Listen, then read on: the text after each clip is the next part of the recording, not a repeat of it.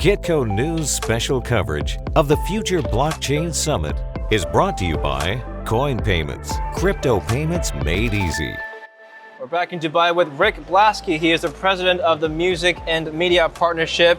Welcome to the show, Rick. David. How Welcome are you? to Kitco. I am very well, thank you. Very honored to talk with you about something that is very personal and dear to me, media and music. I wanted to be a musician. My mother said no, and here I am interviewing people for a living. But What a letdown. but I do still play music on the side, as you know, through our conversations offline. But let's talk about your career first. We're not here to talk about mine. We're here to talk about you. You've been the president and director of the Music and Media Partnership for the last 30 years. Give us some career highlights. So, well, to go back earlier than then, I started, my very first job was working unpaid in TV. I was working as a general dog's body for a guy who was really the precursor to Simon Cowell. He was a guy called Huey Green, who had a huge show in the UK called Opportunity Knocks.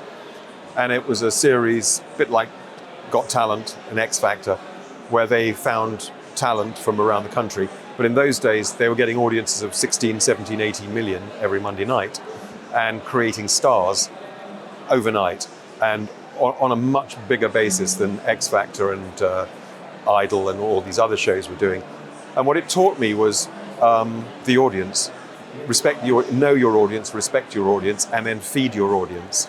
So I then went, I always wanted to work in the music business, so I started working in a record company and actually signing the acts that I'd seen doing the auditions in this TV show, realizing my little brain said, hang on a minute, in 3 months' time, all these acts that we're seeing in auditions are going to be seen by 16 million people on whatever.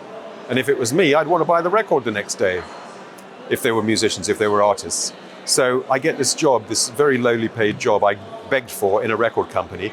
And they worked out that I was actually this spy in this TV company, and I could get these artists to sign who are completely unknown. And we sold millions. I mean, it goes back to put it in front of the audience, let the audience decide. And if you think you've crafted the record well enough and the TV presentation, let the audience decide. We're going to touch on two main topics today. The power of sound, which is one of your panels, and another one, the evolution of breaking artists internationally. We'll talk about that, very interesting topic. But first, I want to talk a little bit more about you. Now, it's quite remarkable because you've been able to produce some very astonishing and remarkable and successful artists of your career, but you've had no formal training in music yourself.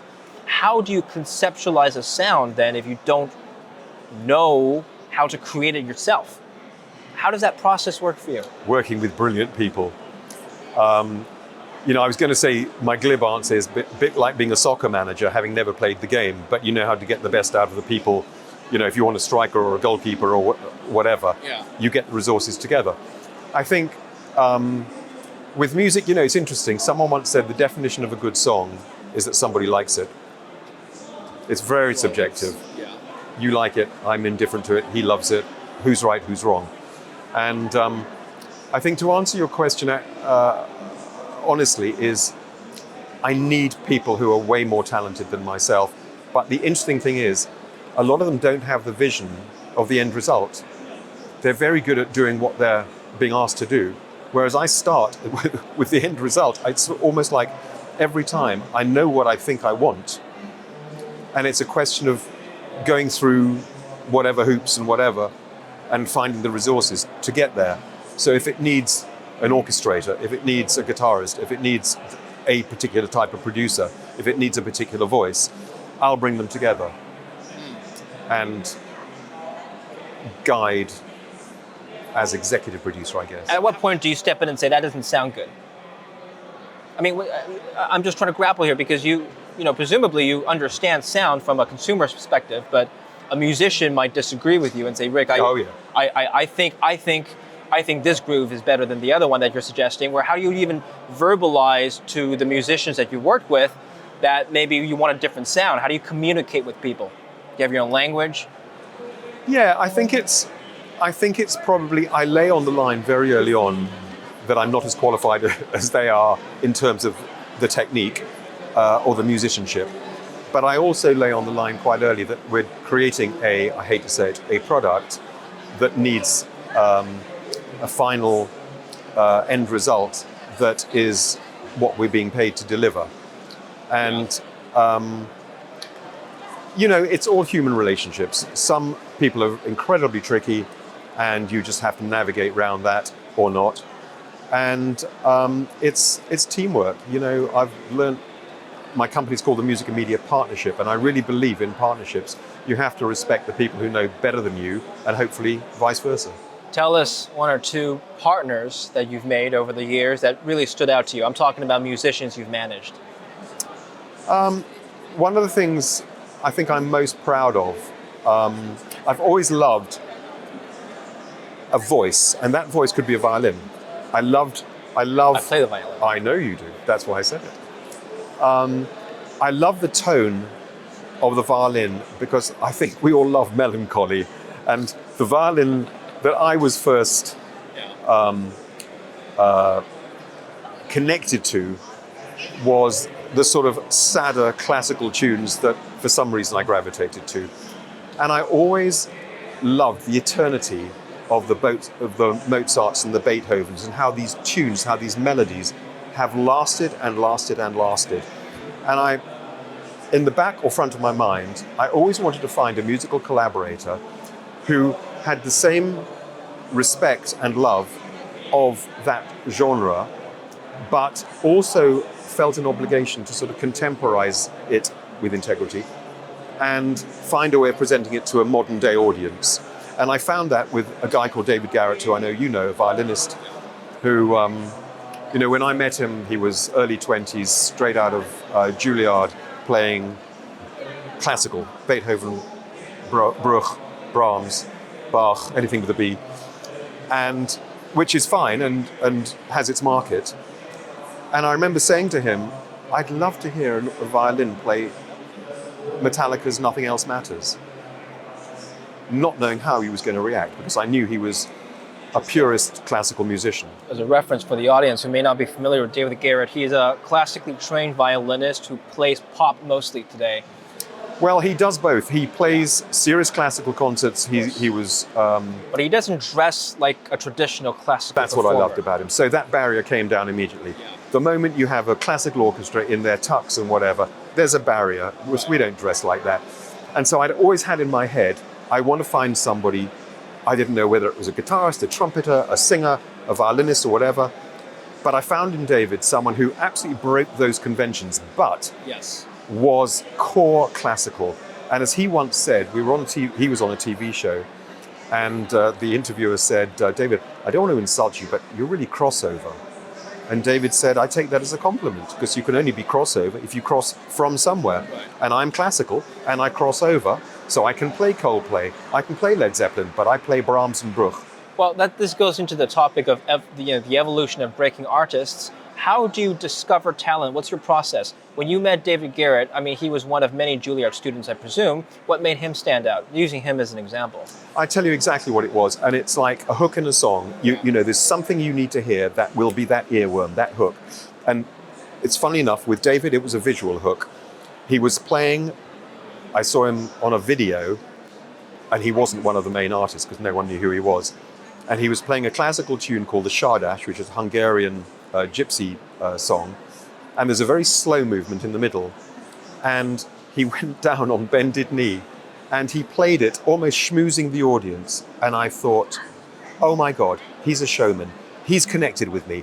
And I remember taking that tape home and showing it to my wife and into the office the next day and seeing if people connected as I did. And everyone did. They don't know why. How old was he? He was early 20s, fresh out of Juilliard. And I remember when I said to him, would you play Nothing Else Matters? And I also threw in a couple of others. He said, no one has ever suggested that to me. And I thought what he was going to say is, no way, no how, which I've had thrown at me before. Yeah. And he said, I'd love to.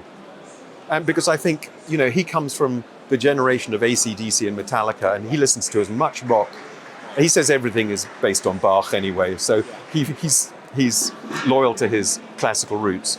But as we called our third album, music, it's music. It's just music. So let's talk about the evolution of breaking artists. Now, as a musician myself, I'm always wondering, obviously the successful artists are talented, of course. They've got, there's only a few Adeles, there's only a few Ariana Grandes in the world. But when somebody tries to sell you a record, Rick, or tries to present you with a demo album, a tape, whatever you want to call it, something gets through, something doesn't get through, something gets commercialized, something ends up in the trash bin, right? There is an element of luck involved. There is an element of also, obviously industry politics, but the evolution of sound plays a big part.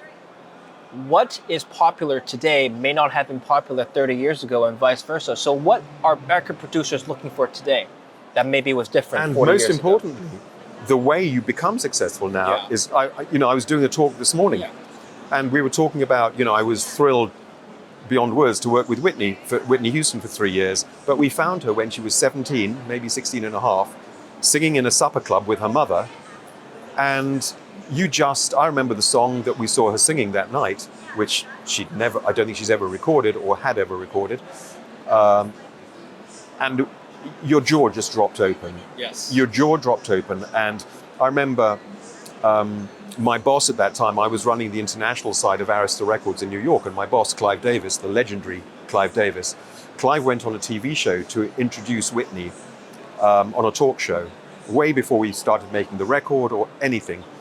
And I remember the exchange between him and Merv Griffin, who was the host. And Clive said, "You either got it or you don't." And Merv Griffin said, "She got it." And I used to say, when we were just about to launch her, no one could understand, when I said Whitney Houston, they couldn't understand what I was saying, especially in different languages. Right. And I used to say, "I'll tell you how you spell it. Inevitable, inevitable." Okay. And some things you just think, I've got to share this with the world. The world has got to see this. So that was in the 1980s, Right. and we then had to make a record. Yeah. Now, making a record means you're matching that voice with lyrics Right. that people are going to relate to, melodies that she can sing and give life to, production that is going to put the fairy dust on it. Yeah. All these things, and you said it before, a lot of luck. David Garrett says, never underestimate the power of luck.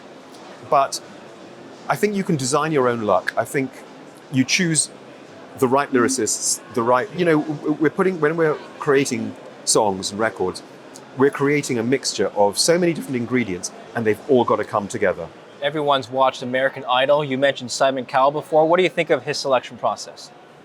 Well, I think, I know Simon, I've known Simon for many, many years, and I respect that medium. It is delivering, do you want McDonald's or do you want a gourmet 3-piece meal? McDonald's is massively popular, so is Simon's formula. What is his formula? It is instant. There's no chance to grow. You have to deliver within 2 minutes. Actually, 1.5 minutes is the first audition. And you've got to deliver visually, vocally, personality-wise. And even if you take someone like a Paul Potts or a Susan Boyle, what they delivered was what we call a water cooler moment. So the next day, everyone is talking about, did you see? Did you see? So what Simon's looking for is nothing run-of-the-mill, just something that that fits the formula that the public want, easily digestible, but maybe has a backstory that adds to the package. What the public wants or what he wants? I mean, how many of these artists that he's produced or gone on to actually sign or go through to the final rounds of American Idol actually made it to have a long-term musical career? I think that's a very good question. And my initial answer was going to be, I think Simon is doing it for the audience because he wants to sell records and he wants to have ratings. Yeah. Having said that, there have been many artists, some that I've been involved in, that are not in his ballpark, not in his sound world, and they have fallen by the wayside. Incredibly talented, absolutely brilliant, but he doesn't know what to do with them. And I think within Simon's very specialized microcosmic, and I mean that respectfully, microcosmic world, no one has been better at what he does. He understands what he understands. And if it's not in his wheelhouse, they will fall by the wayside.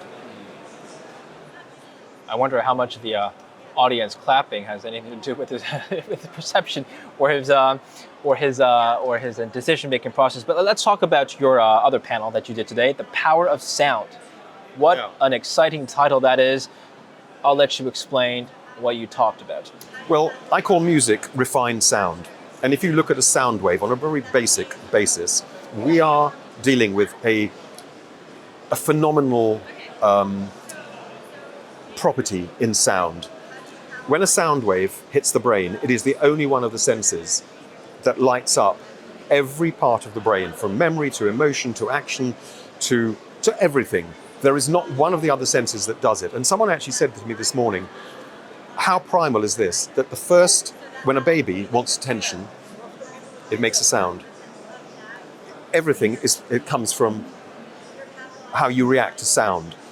Music, as refined sound, it connects with parts of the brain that we all want to be touched with emotion, and emotion drives so many of our impulses, and sound connects with emotion. Mm-hmm. And we're not seeing as much of this as we should be, is what your Absolutely panel not. It's in its infancy. It's if you look at all the printed logos around us, everyone has a logo. You can look at, like, say, McDonald's, any brand has a logo.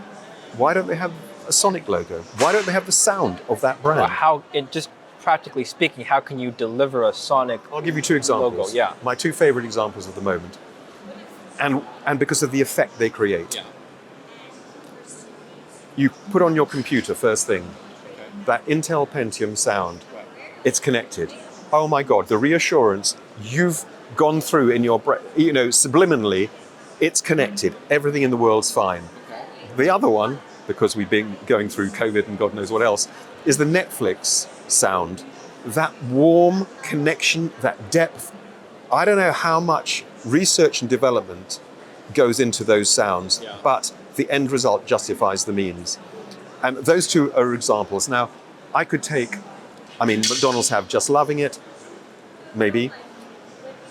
There are so few brands, and when you think about our lives are punctuated, our live events are punctuated by music. National anthem, happy birthday, Christmas carols, wedding marches, theme tunes for movies, for TV shows. So much is setting up our experience sonically before we're engaged in the experience. Clapping. In England, I don't know if you knew, in Britain during the pandemic, every Thursday at 8 o'clock, the nation did a hand clap. It united everyone. Sound united everyone. I'm a sports fanatic. I ended up being executive producer of music for many of the major sports events. Right. Why? Because sport, emotion. Sport, fans. Yeah. Music, emotion, music, fans. If you can bring them all together, that is, creating an emotional wave that I want to be on the crest of. Okay. But if I walk around the conference and if every booth had a distinct sound that they want to broadcast, wouldn't I just get sonic overload? There's good sound and there's bad sound, and there's and I think I'm certainly not advocating you should have a Sonic logo for the sake of having a Sonic logo. What I'm saying is, in the same way you've evolved a printed logo, Yes. it's gone through research, development, creative ideas, you should evolve. That sound is so primal in our life experiences that how can we get to the 21st century without it? And to me, that's the land of opportunity. Final question, and I'll let you go, Rick. Who should be writing in the future? Who should be writing or creating this Sonic logo for any company? A person or a computer? An AI? Good question. The obvious answer is you need the human touch. Do you? Who knows? I think Do you? My MacBook opens and I can't replicate it because it goes ding. A computer could have done that, Rick. Well, that ding is not Mozart level, It's not a symphony.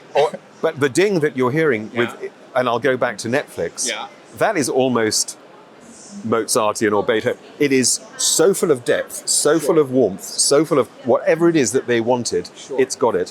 Why shouldn't you as a brand go through the same research and development? And whether it's AI, whether it's an orchestra, whether it's a gospel choir, whether it's a human voice, that'll come out in the wash what it's going to be.